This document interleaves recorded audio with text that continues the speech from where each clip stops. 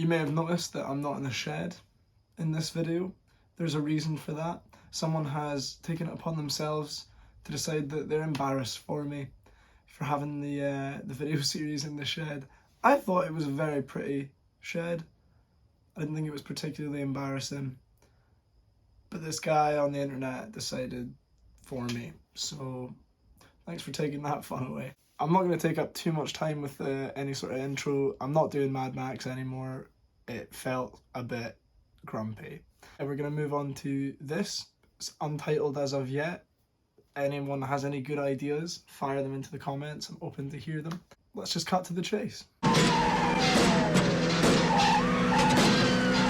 As you can see, we like visual gags here. This week's top story, for me personally, is Joe Rogan cures COVID. Yeah, he had it for about 3 hours, which is ridiculous considering that everyone else seems to have it for about a week plus. Worked out he had it, isolated from his family pretty quickly, and then threw the kitchen sink at it. Hello, friends. So, I got back from the road Saturday night, feeling very weary. I had a headache, and I just felt run down. I separated from my family, slept in a different part of the house, and throughout the night, I got fevers and sweats, and I knew what was going on. So, I got up in the morning, got tested, and turns out I got COVID. So we immediately threw the kitchen sink at it. All kinds of meds, monoclonal antibodies, ivermectin, Z-Pak, prednisone, everything. And I also got an NAD drip and a vitamin drip, and I did that 3 days in a row. And so here we are on Wednesday, and I feel great. I really only had one bad day. Yeah. Threw the kitchen sink at it. For you or me, throwing the kitchen sink at an illness would mean, paracetamol, maybe some Lucozade, some soup, I don't know, a couple of days in bed. For Joe Rogan, it's thousands and thousands of dollars of monoclonal antibody treatment, probably a ludicrous amount of DMT, and a vitamin drip. Do you know how much money a vitamin drip is? That's not cheap, but that in and of itself, thousands and thousands of dollars. Monoclonal antibodies, not open to the general public as far as I'm aware. The ivermectin,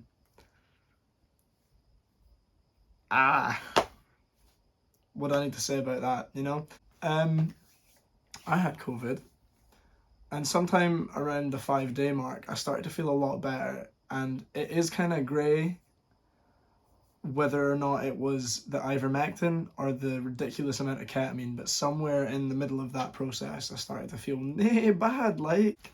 So basically, all you need to do to cure your COVID is be really, really rich, have thousands of dollars of medical equipment that nobody else has access to, monoclonal antibody treatment, some Z-Pak.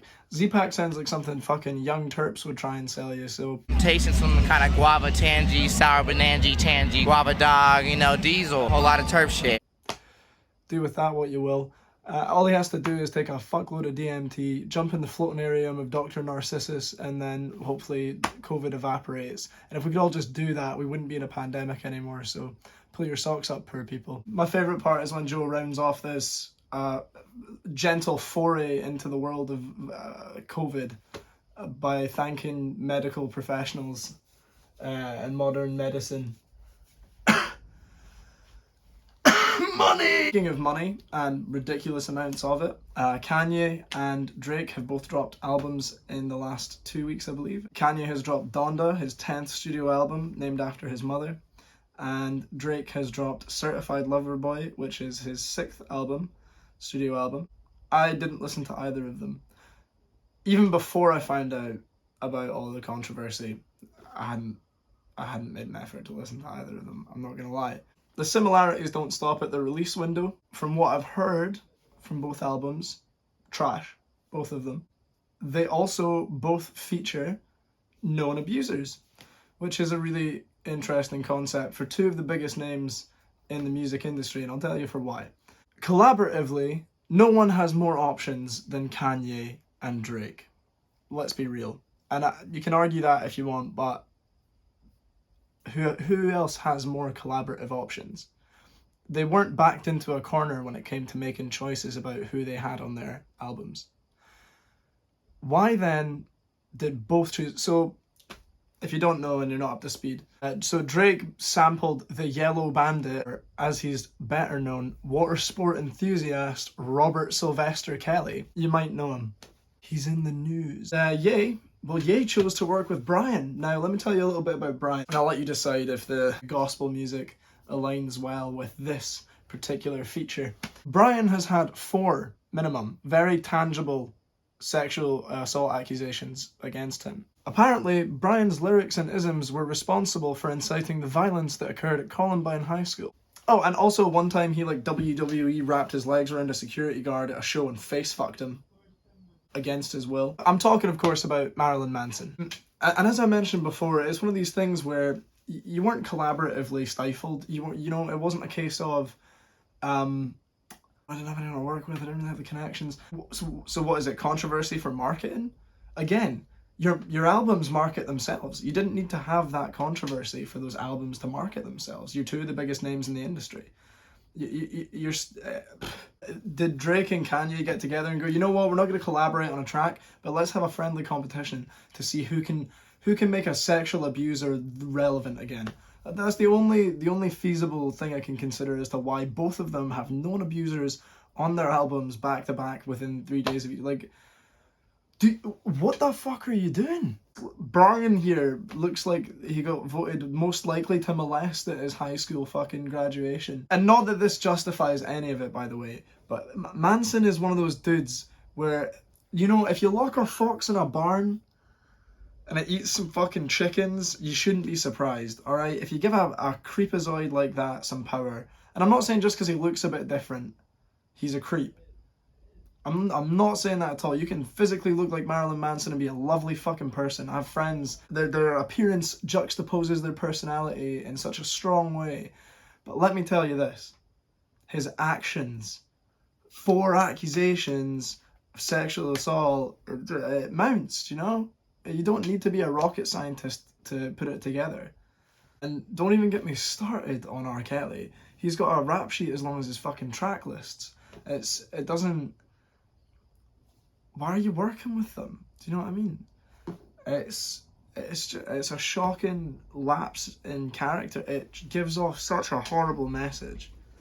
And I can't decide if it's for marketing, in which case, if it is, your shit markets itself. You're Kanye and Drake. Come on. And if it is that, have a bit of integrity, mate. Like, get a grip. Sort of, to close off that sorry segment that we just did there, what I'll say on the matter is I've seen a lot of people that I know sharing Donda tracks, lyrics, just posts about it. Same with CLB. The energy that's going into like the pushing forward of this album by people that I know is ridiculous. That shit's gonna market itself. If you liked it, that's cool. If it changed your life, I just can't understand. I understand music can change people's lives, don't get me wrong, but I can't get it with this. And I don't need to, that's fine. What I'd like to see is people sharing the work of creatives that they know in the exact same way, with the exact same energy, with the exact same, passion for it. Because someone you know is the next Kanye, someone you know is the next Drake, someone you know is the next Spielberg, someone you know is the next Rembrandt, someone you know is the next fucking Neil Armstrong, mate. They're going to the moon. But they need you to push to motivate and they need your help. For creatives, it's as simple as a lot of the time just sharing their work online or backing something they've made, or just even saying, mate, I appreciate the work you do. I've had that recently a bunch of times, and the uplift from it is absolutely phenomenal. So the takeaway from all this is start cutting out artists that are problematic. Like, working with these guys, man, like, you just didn't have to do it. And start really uplifting creatives and people around you. Just uplift your friends, man. They don't have to be creative. Someone you're close to gets a promotion at work, really back them, get in their corner. Be your homie's homie. I don't know, fuck Kanye and fuck Drake and fuck Manson and fuck R. Kelly. Just some really quick necessary admin. There is a link tree in the description for this video that is for all of my socials. If you guys like this video, please feel free to give it a like. It really helps. And if you want to see more of this content, hit subscribe. Again, it really helps with my reach. Share this with a friend, maybe. Finally, guys, a little bit of a palate cleanser, something nice and floaty in this sea of negativity. 80-year-old Jane Dotchin has, for the last 49 years, undertaken a 600-mile pony trek from her home in England to the Highlands of Scotland. She's not alone on this journey. Obviously, it's a pony trek, so she's got her intrepid steed Diamond and a small disabled Jack Russell called Dinky, who sits in a saddlebag alongside her on her. All of it is just a fucking ray of sunshine, honestly. I'm Jane Dotchin, and I'm 80 years old, and this is Dinky, she's 10. That's Diamond, she's 13 I think now, 13 or 14, and we're on our way from Hexham up to the Highlands somewhere, probably the Cairngorms.